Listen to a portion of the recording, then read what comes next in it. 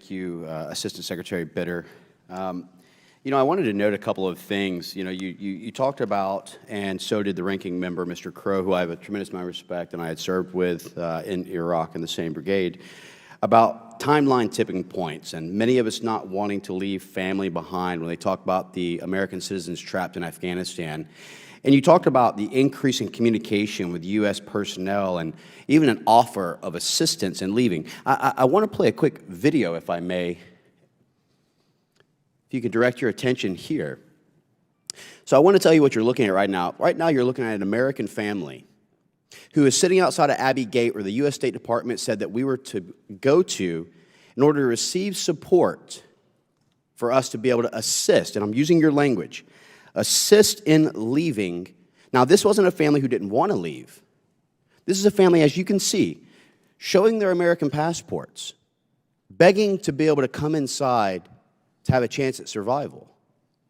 Now, I want to also make mention that this is a significant date, August 26th. Do you know where that family is now? They're dead.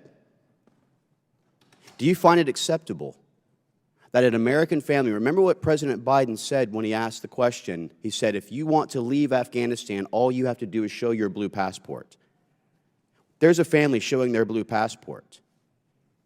Do you find that acceptable that they had no U.S. consulate representative or State Department personnel to help them? And do you know why that is? And I'm going to read the statement from the Marines. On March 8th, we had Marine Sergeant Tyler Vargas Andrews from the Department of State said that the State Department at HFAC would completely shut down processing of Afghans and Americans every evening and even into the morning, leaving ground forces with a nightmare that they did not work in reasonable rotations and very much presented an unwillingness to work in the situations. A further member, a platoon sergeant in the Marine Corps, stated that my biggest gripe, his biggest gripe, bearing in mind 13 Americans were killed in uniform, some of which were his Marines. His biggest gripe was that the Department of State personnel, they would come out to do their shift and randomly show up and leave. They were slowing down the entire process, and I couldn't understand what the thought process was behind this. Can you answer why the U.S. consulate, one, wouldn't work around the clock to ensure Americans were receiving the necessary attention they need, like that family who's dead, to be able to get out of country when it is their right, but as a blue passport holding American, to have our government to be able to support them? Thank you for the opportunity to answer that question. I'm going to just start by addressing, just reflecting on my department colleagues who volunteered from all over the globe to go to Kabul to assist their colleagues and to assist American citizens. And I am overwhelmed with admiration for what they did and gratitude. Ma'am, that's great, and I appreciate it as well, but I'm also the only member of Congress who actually conducted rescues myself of Americans out of Afghanistan, who spent 3 years of my life in Afghanistan, 7 years of my life in Iraq. I appreciate service as well, and guess what? I also served with the Department of State. I honor your service as well, sir. And I honor the service of the Marine who was mistaken when he said there were not consular officers at the gates. Consular officers worked 24 hours, 7 days a week on 12-hour Well, ma'am, that was one of the shifts. gates right there.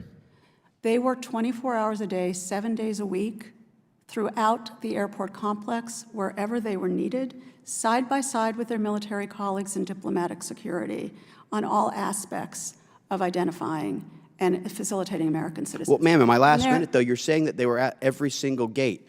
I just showed you video proof of an American family who was trying to leave at the gate that they were text messaged by Task Force Afghanistan, which is a State Department task force. Meet here and we will show your passport to let you in. Did you see them getting let in, or had anyone assisting them in that effort? It is really, I think you're aware of how challenging and complex the situation at the gates was. Our colleagues were there. They were everywhere they needed to be. So you're saying that these Marines are lying, right, in their testimony, where they're saying that they did not see the consulate officers staying there, and that, to quote him again, He said that they would leave every evening and come late in the morning. Now, this is from Sergeant Tyler Vargas Andrews, who was the sniper who could have actually have killed the suicide bomber, but wasn't given any permissible approvals and is now an amputee and suffers from many other things. So are you saying that his testimony is false then, that he's not right in saying that State Department and consulate officials were at the gates with him? I'm saying that he is mistaken. Well, Mr. Chairman, with that, I yield back. Chair now recognizes Ms. Titus for 5 minutes.